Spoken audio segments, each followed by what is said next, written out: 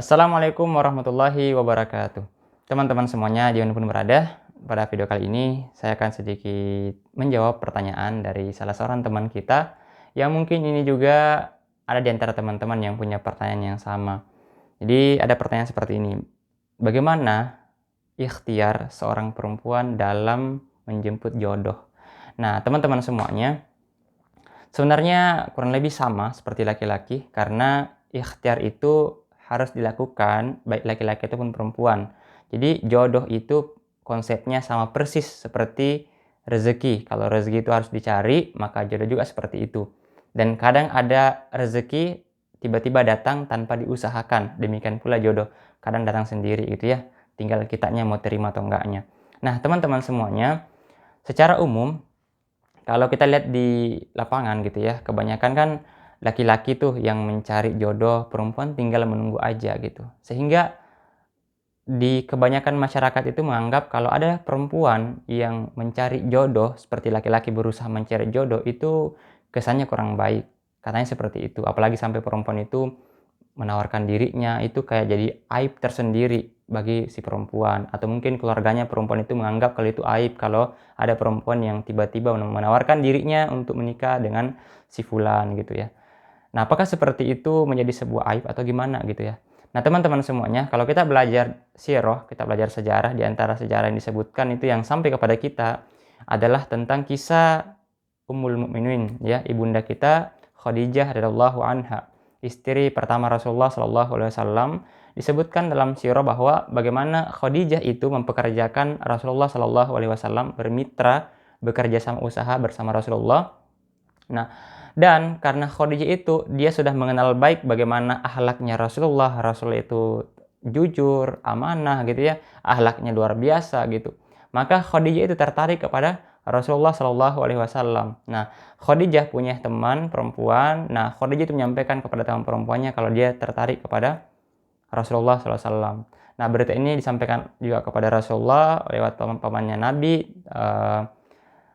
tentang Rasulullah itu ada yang menyukainya gitu kan. Nah, jadi teman-teman, jadi Rasulullah itu jauh lebih dulu tahu perasaan Khadijah kepada Rasulullah sampai akhirnya tetap yang pasti adalah laki-laki itu tetap melamar, menghitbah Khadijah, menghitbah Khadijah, tapi tidak jadi mengapa kalau perempuan itu menyatakan perasaannya lebih dulu sebagaimana Bunda Khadijah menyampaikan perasaannya lebih dulu kepada Rasulullah Shallallahu alaihi wasallam. Dan dalam sebuah riwayat juga disebutkan ada seorang perempuan muslimah, sahabiah.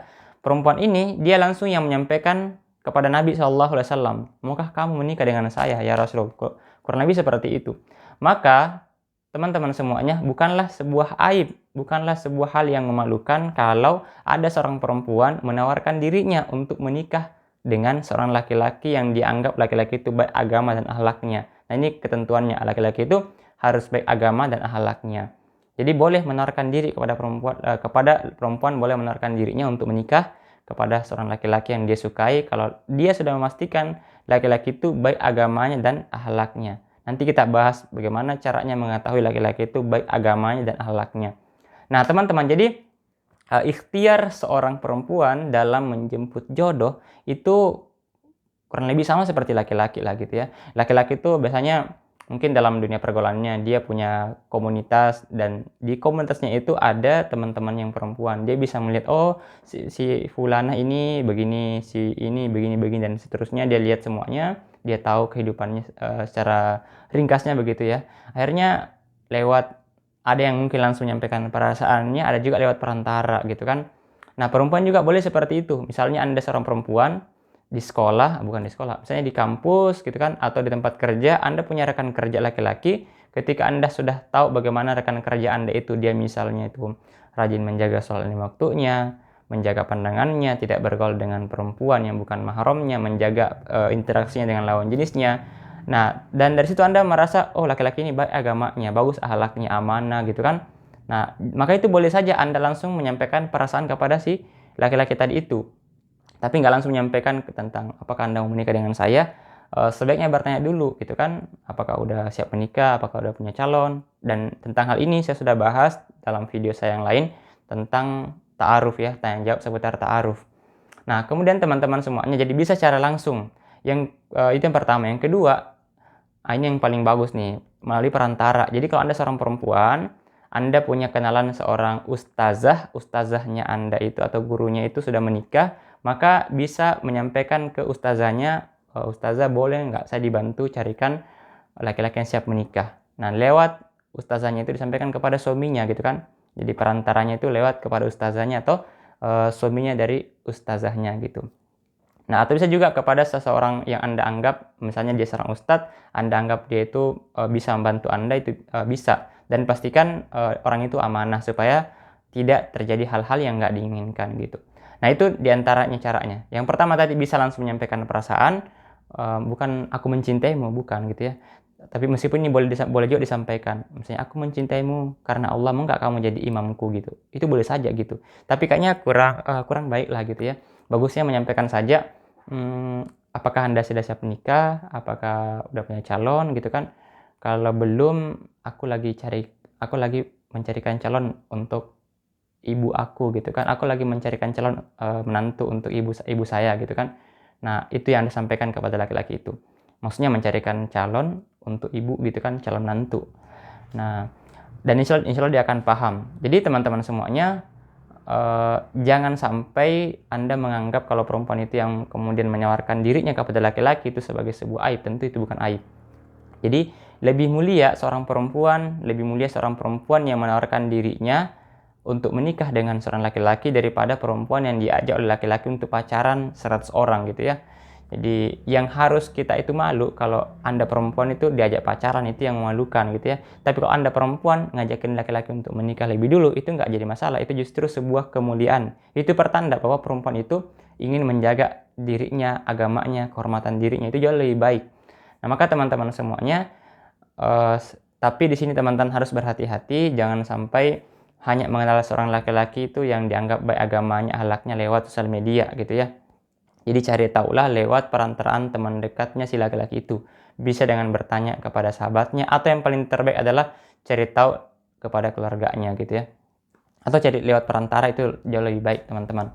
Nah, jadi kurang lebih seperti itu teman-teman semuanya, terkhususnya buat teman-teman muslimah perempuan yang punya pertanyaan serupa tentang bagaimana ikhtiarnya seorang perempuan menjemput jodoh. Nah, jadi bukan hanya tinggal di rumah menunggu laki-laki datang melamar, tentu nggak seperti itu gitu ya.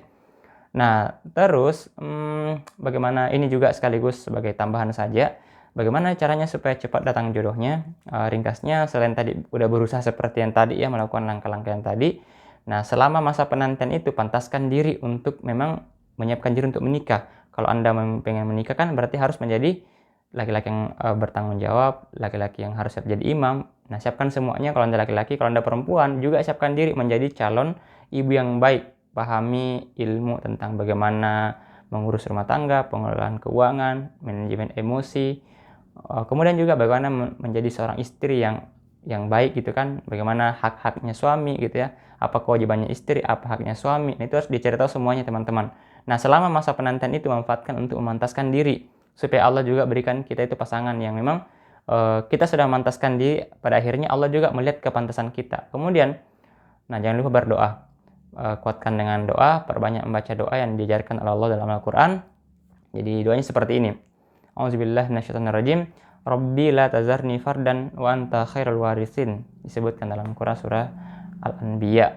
Nah, jadi teman-teman semuanya kurang lebih seperti itu, ringkasnya tentang cara atau ikhtiarnya seorang perempuan dalam menjemput jodoh gitu ya. Jadi insya Allah seorang perempuan yang ikhtiar itu dalam menjemput jodoh tentu beda dengan seorang perempuan yang tidak memiliki sama sekali ikhtiar, usaha untuk mencari jodoh. Di balik ikhtiar itu Allah berikan pahala buat teman-teman semuanya. Karena itu adalah jalan menuju kepada kemuliaan. Kalau pacaran itu adalah jalan menuju kepada kehinaan, Allah sebutkan bahwa jalan-jalannya orang menuju perzinahan sebagai fahisyah wa sa'a sabila, perbuatan keji itulah perbuatan keji dan seburuk-buruk jalan. Berarti kalau kita memilih jalan yang untuk menuju kepada pernikahan, tentu itu adalah jalan yang dimuliakan oleh Allah Subhanahu wa taala, dan itu tentu dibalas dengan pahala kebaikan, baik pahala sabar, pahala usaha.